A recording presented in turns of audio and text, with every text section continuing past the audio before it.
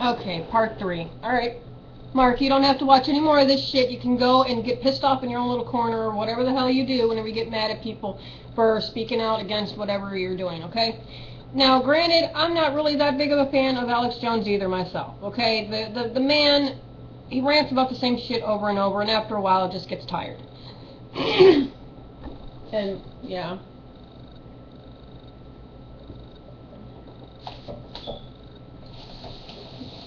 There. Anyway, my point is this, okay? So, states want to secede from the Union. Why is this a big deal? Because our nation was founded on unity. Our nation was founded on a common goal, okay? And over the last however many hundred of years, that goal has been pushed aside further and further and further and further until now people just go, well, that's romantic. Oh, that's so cute. Oh, patriotism. Oh, what a lovely thought.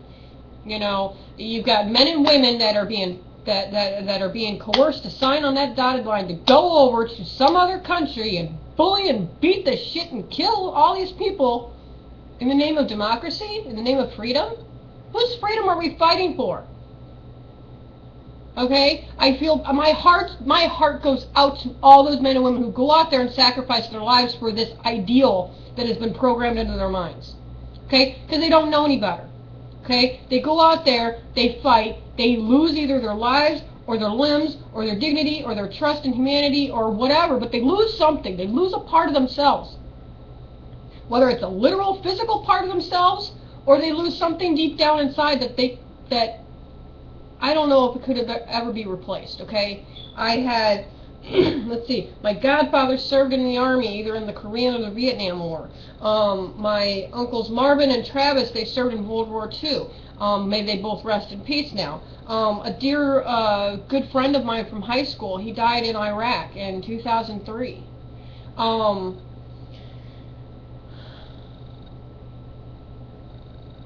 May you rest in peace, Huey. You were the best damn platoon sergeant.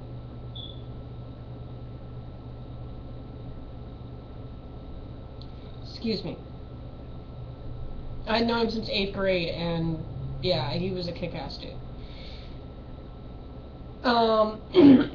And most recently, my little brother-in-law, or my baby brother. I call him my baby brother. Legally he's just my brother-in-law, but I adopted him before I got married, so whatever.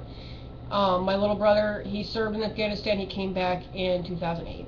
And it's weird because before he left, he had such fire in his eyes, light. I mean, he was like, I'm going to go into the Marines. And then the Marines were like, sorry, buddy, And so then he was like, well, fine, I'll go into the next best thing. And he got into the Army. And the Army snatched him up. And he was like, I want to go to war. And they were like, perfect, we were going to send you there anyway. And they sent him out there, and when he came back, he was not the same at all.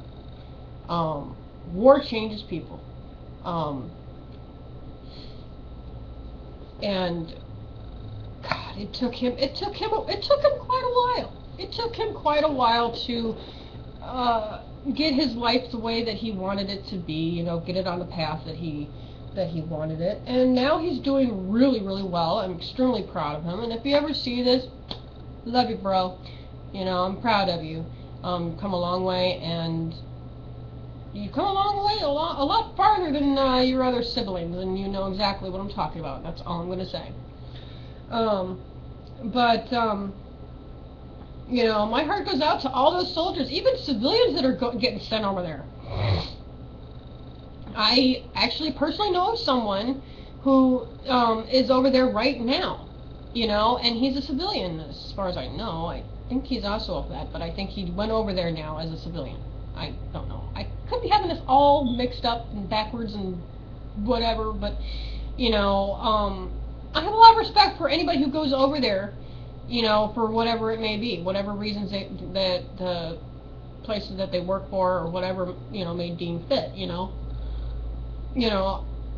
I'm for the people. I'm not for the corporations. Corporations are just a freaking, comma, INC dot at the end, or whatever, or, LTD, or whatever the fuck, corporations are not people. They are comprised of people, but the corporate agenda is not like what somebody sits around and goes, you know, the most humane course of action would be, it's the most profitable course of action would be, so let's fucking do it. It's like, is money really that fucking important? I mean, is it really that fucking important to sacrifice lives? Is it really that important for people to go out there and fight for some kind of idealistic mission when that's not the fucking reason at all? I mean, shit, you know, I can think of a lot of things that are worth fighting for. Because believe me, I am the stereotypical Irish woman, okay? If I want something or if I need something bad enough, god damn it, I'm going to fight for it. And those that know me well, and you know exactly what I'm talking about, because I'm in a fight right now. You know, and I'm not a romantic person per se, but I am in love, and I'm willing to do whatever the hell I have to get my head out of my ass in order to have the love that I want. And I'm not going to kill, I'm not going to bully and badger and whatever else, you know, that's the difference. The military with the capital M, you know, will send out all these innocent lives out there to fight what they want accomplished. And it's not really what they want accomplished, it's orders that they got from, you know, from over top of them and all the way up down the ladder, you know. But, you know, that, and I'm also fighting for my health. My health is total shit, you know, and a change of scenery, getting on my own 2 feet, being independent, you know, and doing my own thing, it might actually pull me out of my health issues, because all my health issues were caused by stress to begin with. So, I mean, you know, I'm fighting for love, I'm fighting for my health, I'm fighting for peace of mind, I'm fighting for a fresh start in my life. Those are reasons that I think just about anybody would say, well, those are fair reasons. Not, oh, I wanna do this and that to acquire more money, more property, more this, more that. Well, hell, you can't take that with you when you go. You know, when you die, you can't take, you know, your freaking house with you. You can't take your bling bling with you. You can't take your car. You can't take, you know, you can't take materialistic possessions. But in my spiritual beliefs and rare spiritual thingy, whatever, you know, I believe that when you cross over, when your spirit leaves your corporal physical body, you take with you the love, the deep abiding bond that you made with people, with other people's souls. You take that with you to the other side.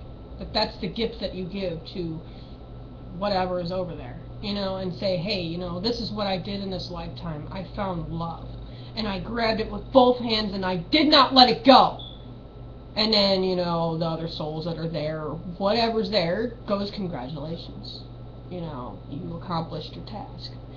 Now you can either go back and try to accomplish another goal, or you can stick around for a while. You know?